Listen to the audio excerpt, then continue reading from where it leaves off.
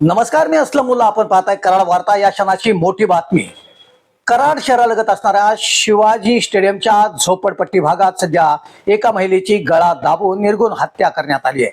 या हत्येप्रकरणी कराड तालुक्यातील जुने मालखेड येथील सागर महादेव माने याला सध्या कराड शहर पोलिसांनी ताब्यात घेतलंय. मयत महिला व सागर माने यांच्यात बऱ्याच दिवसापासून अनैतिक संबंध असल्याची देखील पोलिसांनी सध्या माहिती दिली आहे. ही महिला जी होती ती शिवाजी स्टेडियम लगत असणाऱ्या झोपडपट्टीत वास्तव्यास होती असे देखील पोलिसांच्याकडून सांगण्यात आले. गुरुवारी रात्री त्यांच्यात किरकोळ कारणावरून वाद झाला.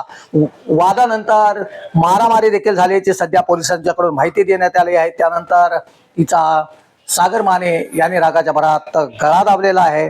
तिला उपचारासाठी रुग्णालयात दाखल करण्यात आलं होतं.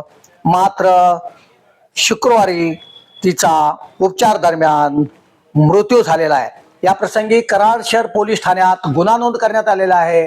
प्रियकराने आपल्या प्रेयसीचा गळा दाबून निर्घृण हत्या केल्याने कराडसह परिसरात मोठी खळबळ उडाली आहे.